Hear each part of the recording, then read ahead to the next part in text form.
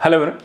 26 जनवरी को जितनी धूमधाम के साथ भारतीयों के द्वारा एक उत्साह और उत्सव के तौर पर यहाँ पर मनाया जाता है, उसी तरह कैसे अगर हम देखें तो 26 जुलाई जो आज का दिन है, यहाँ पर अदम्य साहस और भारतीयों के पराक्रम के दृष्टिकोण से इसे मनाया जाता है। देखा जाए तो इसे हम कारगिल विजय दिवस के रूप में 26 जुलाई को मनाया जाता है। कारगिल को लेकर के इसके संबंधित कई सारी कहानियां हम सब ने सुनी हैं। किस तरीके से भारतीय सेना के द्वारा अदम्य साहस का यहाँ पे परिचय दिया गया, किस तरीके से भारतीयों के द्वारा यहाँ पर 26 जुलाई को वापस कारगिल पर तिरंगे को फहराया गया। आज हम इसी अदम्य साहस से संबंधित कुछ प्रमुख घटनाओं को देखेंगे, क्यों यहाँ पर यह महत्वपूर्ण है, इससे संबंधित चीज़ों को। सबसे पहले दिवस का यहाँ पर डेट ध्यान रखनी है। कारगिल विजय दिवस आपको मनाया कब जाता है, तो 26 जुलाई को। लेकिन अगर इसके साथ साथ हम कुछ और पहलुओं पर यहाँ पे नज़र डालें कारगिल देश से संबंधित, तो कुछ भौगोलिक घटनाक्रम के साथ साथ अगर हम देखें तो इस दिन अगर हम बात करें तो 1999 में भारतीय सेना के द्वारा पाकिस्तानी सेना को हरा करके वापस से कारगिल पर यहाँ पर कब्जा किया गया था। देखा जाए इसे हम कारगिल युद्ध के नाम से भी जानते हैं और इसी कारण से हम 26 जुलाई को कारगिल विजय दिवस के रूप में मनाते हैं। बात करें युद्ध के पूर्व की जो घटनाक्रम स्थितियां रहीं, अगर उस पर नजर डाली जाए तो फरवरी 1999 में पीएम अटल बिहारी वाजपेयी जो थे वो लाहौर की यात्रा पर अर्थात पाकिस्तान गए थे लाहौर की यात्रा पर। 21 फरवरी 1999 को देखें तो दोनों देशों के बीच एक समझौता हुआ जिसे नाम भी दिया गया था लाहौर समझौता।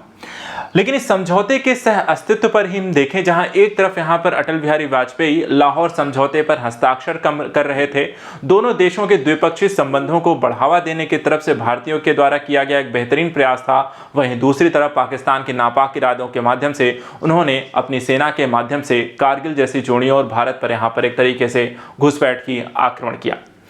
समझौते के बाद देखा जाए सहतुष्ट के रास्ते जहां पर बढ़ाने की बात की गई थी, मुद्दे सुलझाने की बात की गई थी, वहीं इस युद्ध ने इस चीजों को दरकिनार कर दिया।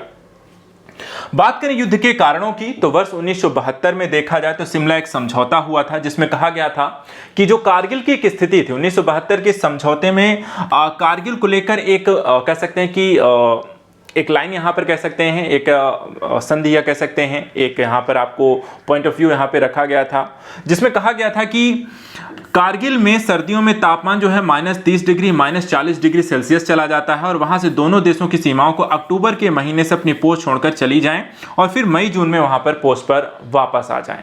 एक तरीके से मानवीय पक्षों को ध्यान में रखकर इस तरीके के यहाँ पे समझौते शिमला समझौते में शामिल किए गए थे, जिसके कारण यहाँ पर बहुत ज्यादा ठंडी के टाइम पर आपको देखा जाए तो दोनों ही देश जो होते थे पहाड़ी की चोटियों को छोड़ करके यहाँ पर नीचे आ जाते थे और वापस गर्मियों के टाइम पर ऊपर आ जाते थे, चोटियों पर तैनात हो जाते थे। और इसी चीज का फायदा यहाँ पर देखा जाए इसी समझौते को तोड़ा गया 1999 में और देखा जाए तो ये घटना जो होती है इसका फायदा उठाया गया और फायदा इस तरीके से उठाया गया कि भारतीयों के द्वारा कारगिल या जो चोटियां थी शिमला समझौते के तहत 1999 में एक बार फिर से यहां पर छोड़कर वापस अपने बेस कैंप पर आते हैं और उसी का फायदा उठाकर पाकिस्तानी सेना जो होती है इन चोटियों पर एक तरीके से अधिकार जमा लेती है, कब्जा कर लेती है। तो देखा जाए तो यहां पर पाकिस्तान की तरफ से एक ऑपरेशन चलाया गया जिसे उन्होंने नाम दिया था ऑपरेशन बद्र। ठीक है, क्या नाम दिया गया? ऑपरेशन बद्र यहां पे दिया गया और इसके तहत उन्होंने अपनी पोस्ट नहीं छोड़ी थी, वहीं भारतीय पोस्ट जो होते हैं उन्होंने कब्जा भी कर लिया। और वह देखा जाए तो सामरिक दृष्टिकोण से यह क्षेत्र आपको बहुत ही महत्वपूर्ण था और इस पर कब्जा कर लेने के बाद श्रीनगर को लेह से यहां पर आसानी से अलग किया जा सकता था। एक तरीके से देखा जाए कारगिल का जो क्षेत्र है रणनीतिक दृष्टिकोण से यहां पर इंपॉर्टेंट था। एक तो आप ऊंचाई पे बसे हुए थे और दूसरी तरफ यहां पर आप भारत के कुछ क्षेत्रों को दूसरों से श्रीनगर और लेह को एक दूसरे से अलग भी कर सकते थे। देखा जाए तो युद्ध की जो शुरुआत हुई मई 1999 में हुई। यहां पर युद्ध की शुरुआत जो हुई, भारतीय सेना ने पाकिस्तानी सैनिकों के द्वारा कब्जाए गए क्षेत्र को वापस करने के लिए एक ऑपरेशन यहां पे किया जिसे उन्होंने नाम दिया ऑपरेशन विजय। ठीक है, तो भारत के द्वारा जो ऑपरेशन चलाया गया वो ऑपरेशन विजय था और पाकिस्तानी सेना द्वारा जो ऑपरेशन चलाया गया उसका नाम था ऑपरेशन बद्र। देखा जाए तो इसमें साथ युद्ध में सहयोग के लिए भारतीय वायुसेना के द्वारा भी एक ऑपरेशन चलाया गया जिसका नाम दिया गया ऑपरेशन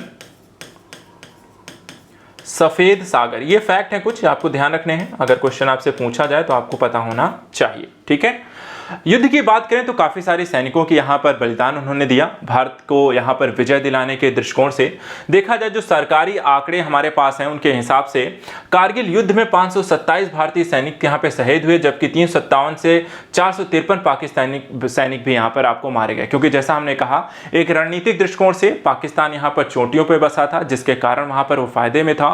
और इसका देखा जाए इस दृष्टिकोण से अगर हम भारतीयों की बात करें, एक अदम्य साहस और बलिदान की एक कहानी है कारगिल विजय। जिस तरीके से भारतीय सेना ने एक रणनीतिक तौर पर पीछे होते हुए भी अपने अदम्य साहस का परिचय देते हुए, अपने प्राणों की आहुति देते हुए वापस से यहाँ पर कारगिल जैसे क्षेत्रों को, चोटियों को यहाँ पर जीता था। और इसके लिए यहाँ पर देखा जाए तो 26 जुलाई हमारे लिए यहाँ पर उतना ही महत्वपूर्ण है जितना हम देखते हैं हमारे लिए 15 अगस्त और यहाँ पर देखा जाए आपको 26 जनवरी है। बात करें ऐसे ही कुछ परमवीर चक्र विजेता यहाँ पर शहीदों की, जिनके कह सकते हैं अदम्य साहस की जो कहानी थी, जिसके कारण आज वापस यहाँ पर कारगिल हमारे पास है। इसमें देखे जाए तो कई ऐसे नाम हैं, जिनमें से देखा जाए तो कैप्टन मनोज पांडे एक इनमें से प्रमुख हैं। कैप्टन मनोज पांडे जो है, इनका जन्म 25 जून 1975 को उत्तर प्रदेश के सीतापुर में हुआ था और युद्ध के दौरान ये वीरगति को प्राप्त हुए और इन्हें सर्वोच्च सम्मान परमवीर चक्र से सम्मानित किया गया। दूसरे ऐसे थे कैप्टन विक्रम बत्रा। इन्होंने कारगिल युद्ध में अभूतपूर्व वीरता का परिचय देते हुए वीरगति को प्राप्त किया और मरणोपरांत देखा जाए तो भारत के सर्वोच्च वीरता सम्मान परमवीर चक्र से सम्मानित किया गया। एक और है यहाँ पे ग्रेनेडियर योगेंद्र यादव। ये मात्र 19 साल की उम्र में साहस और पराक्रम के लिए सर्वोच्च परमवीर चक्र से सम्मानित किया गया और इस सम्मान को पाने वाले सबसे कम उम्र के यहाँ पर देखे जाए तो सेनानी थे। इसके साथ साथ राइफलमैन संजय कुमार की बात करें तो इन्होंने दुश्मन का सामना करते हुए असाधारण वीरता, साहस, कर्तव्य के प्रति समर्पण यहाँ पर असाधारण समर्पण दिया। युद्धोपरांत उन्हें सर्वोच्च यहाँ पर वीरता पुरस्कार से सम्मानित किया गया। तो ये कुछ जो शहीद हुए भारतीयों में सिर्फ कुछ के नाम हैं। ऐसे जैसे हमने कहा कि जो भारतीय आंकड़ा है सरकारी, उसमें 527 भारतीय सैनिकों को यहाँ पर शहादत और कह सकते हैं कि बलिदान की कहानी है, और जिसमें से कुछ यहाँ पर आपको परमवीर चक्र विजेता रहे। तो ये हमारा आज का सेशन है, इससे ज़रूर यहाँ पर ध्यान रखिए। और सभी अभ्यर्थियों से मैं कहूँगा ऐसी चीज़ों के बारे में ना सिर्फ यहाँ पर एक इन्फॉर्मेशन के तौर पर, बल्कि एक राष्ट्र और एक भारतीय नागरिक होने के नाते यहाँ पर उतने उत्साह के साथ इन चीज़ों को अपनाएं, उसके बारे में जानकारी रखें, इसके बारे में चर्चा करें। Thank you so much and good luck.